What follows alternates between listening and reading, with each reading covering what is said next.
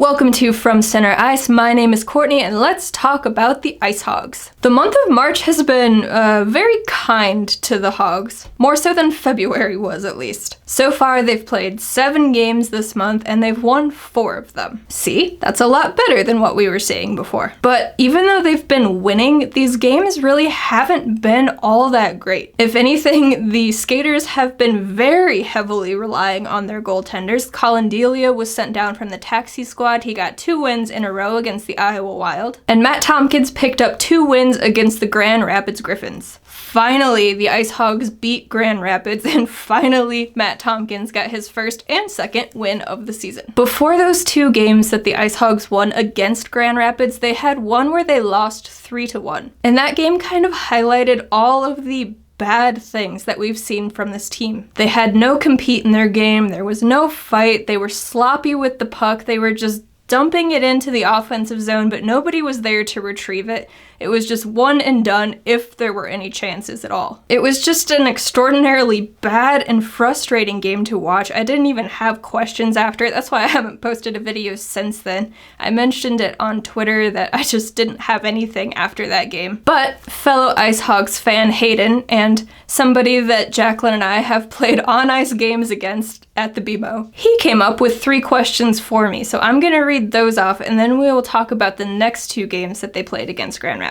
Number 1, will we shoot the puck? Number 2, will Derek King care? Number 3, will we show up for the 3rd period? So I'm gonna start with the last question first. Will the IceHogs show up for the 3rd period? 1 game yes, 1 game no. Well, sort of no. The game on Saturday, March 13th against Grand Rapids, of course, since I'm talking about 2 games against the Griffins. It was scoreless heading into the 3rd period. 2 minutes and 27 seconds into that 3rd period, the Griffins scored a goal. So the IceHogs were down 1-0. It is the final period. They have not had any good games against Grand Rapids. It was looking like this one was also not going to go in their favor. But 7 minutes and 25 seconds into that period, on the power play, Mate Halupa tied the game, and tied the game would remain. So then we have overtime. Overtime is always very nerve-wracking since hockey is a game of bounces and a game of inches. It could really go either way,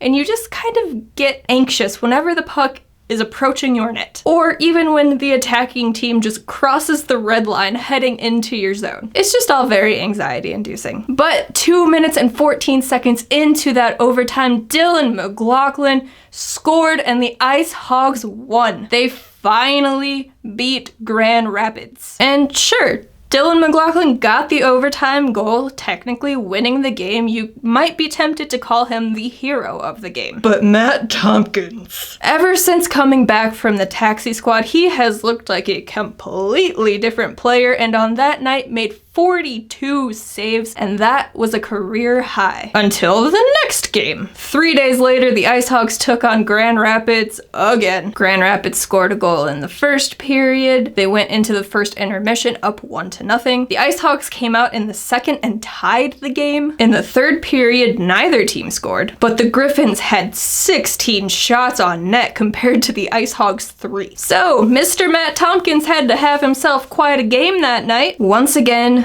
they went to overtime, tied 1-1. The Griffins won the opening draw of overtime. Somehow Tim Soderlund got it back. His stick was knocked out of his hands, but not before he could get it over to Isaac Phillips, who drove into the zone, and he took 3 defensemen and just attracted them to him like a magnet. That left his teammate Dylan McLaughlin wide open, and Isaac Phillips gave him a very nifty backhanded pass, and once again, in overtime, Dylan McLaughlin was the hero. 19 seconds in! They didn't even make us wait very long that time. And while he was the goal-scoring hero, Matt Tompkins made 46 saves. Meanwhile, the IceHogs had 22 shots on goal all game. So that was 2 games in a row that they allowed double the shots, and that just does not feel very good. Which also goes back to Hayden's first question, will we shoot the puck? The answer is, well, yes, because they won 2 of those games, but they definitely didn't shoot the puck nearly enough. Can you really complain about that when they win the game? I can complain about whatever I want to complain about. Ideally, if they're not going to get many scoring chances, if they are not going to send as many pucks to the net as they possibly can,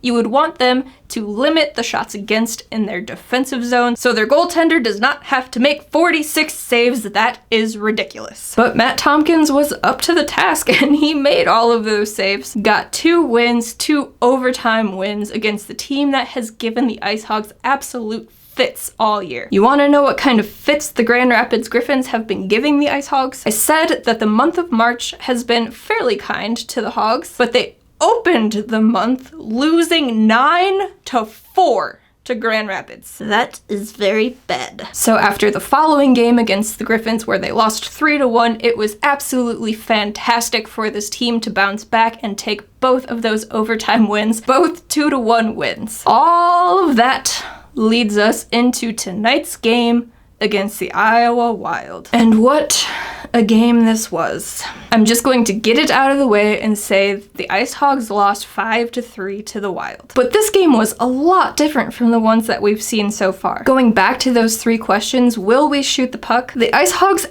actually outshot the Wild 36-22. And when you look at the breakdown of the shots per period, they outshot the Wild every single period. The first period it was 10-6, second period it was 14-8, and in the third period it was 12-8. So they were trying. And did they show up in the third period? The third period started with the IceHogs getting a lead off of Captain Garrett Mitchell's goal, his first goal of the season. Unfortunately, the Wild scored 3 unanswered goals, one of those being an empty netter. The thing about this game and what makes it such a disappointing loss is the IceHogs looked like the better team for the majority of it. And that is definitely something that we have not seen this year. They started the game skating well, they were getting chances, they outshot their opponent, they didn't allow a single shot on goal for 8 minutes. Unfortunately, Reese Johnson took a badly timed offensive zone penalty, giving Iowa the first power play of the game, and they scored. It's really never good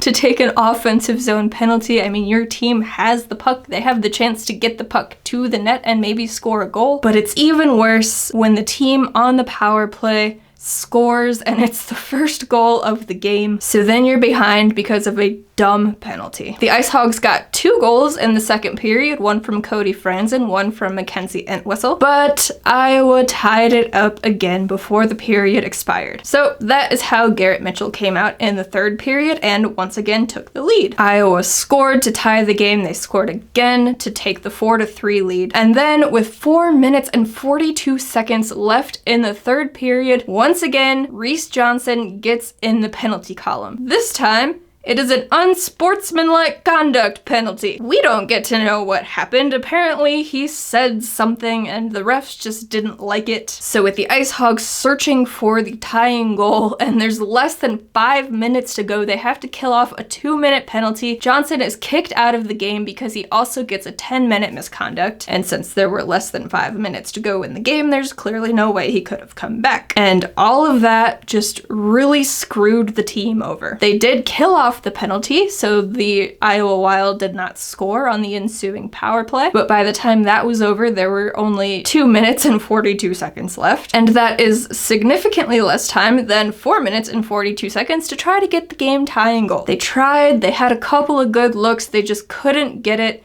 and then Iowa got the empty netter to seal the deal. It's one of those losses that you can't be mad at because the team looked really good. There were just unfortunate bounces, some dumb penalties, and credit to Iowa, they clawed their way back every time the IceHogs took a lead or looked better. It's just a disheartening one, and I will gladly feel all of the disappointment and sadness if it means that the Hogs don't have to feel it because they are facing the Iowa Wild again tomorrow night. So they don't have any time to feel any bad emotions because they have to come out and try to get a win tomorrow because after this game against Iowa, they face the Chicago Wolves for 4 in a row. So it'd be pretty good to get that win tomorrow night. It's not like we're standings watching at this point, but just getting that win for pride before going and getting devoured by the Chicago Wolves like they have all season, that's very negative. Maybe it'll be like when they played Grand Rapids. Maybe they'll lose the first game, but then they will get redemption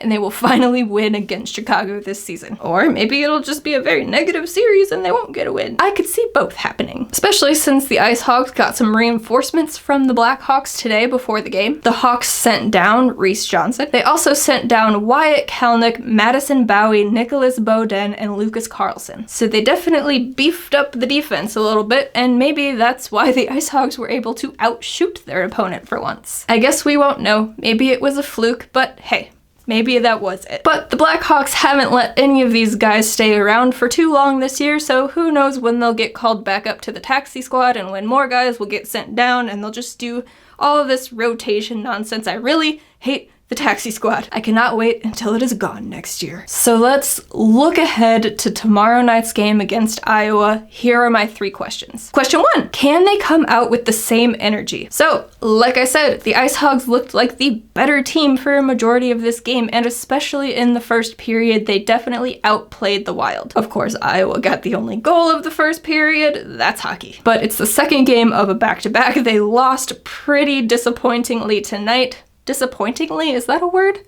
It's a word now. I don't care. So will they be able to get up for tomorrow night's game like they were tonight? We sure hope so. Question 2, can they keep the shots against under 30 again? As a refresher, they allowed 22 shots to get through to Matt Tompkins tonight. But when you take a look at the previous 3 games before this one, you have 47 shots, 43 shots, and 32 shots. Sure, 32 is better than 43 and 47, but it is above 30, and I really don't like to see the shot counter get above 30. Unless it's the IceHogs, they can take more than 30 shots. That'd be lovely. If the IceHogs want to win, the goaltender has to be good. It's yet to be seen whether we'll see Matt Tompkins in net again or if they'll give Cale Morris the start.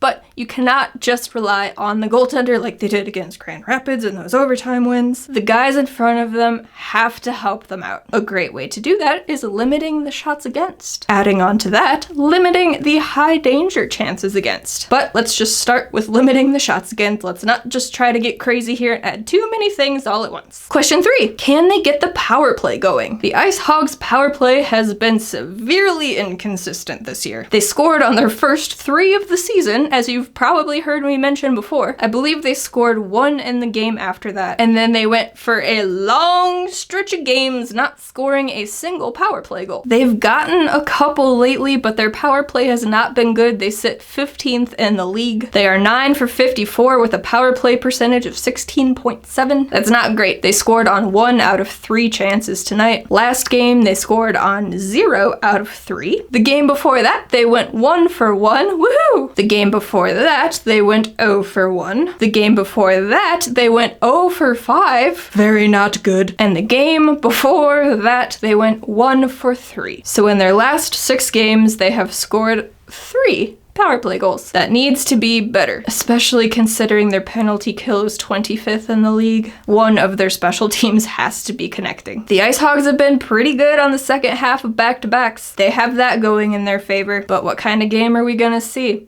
Who knows? Do you have any questions about tomorrow night's game? How about any questions for the season as a whole? I would love to hear them. Please leave them in the comments down below. If you would like to hear more from me or from Center Ice, you can go to FromCenterIce.com. Check out game recaps for the IceHogs, game previews for the Blackhawks, and some other fun stuff. You can also keep up with the latest podcast episodes over there or on this YouTube channel. All of that being said, thank you so much for tuning in. I greatly appreciate it. Let's hope for an IceHogs win, and I will catch you after the next game. Bye, guys. Thank you all for watching. Please hit that subscribe button to catch more From Center Ice content.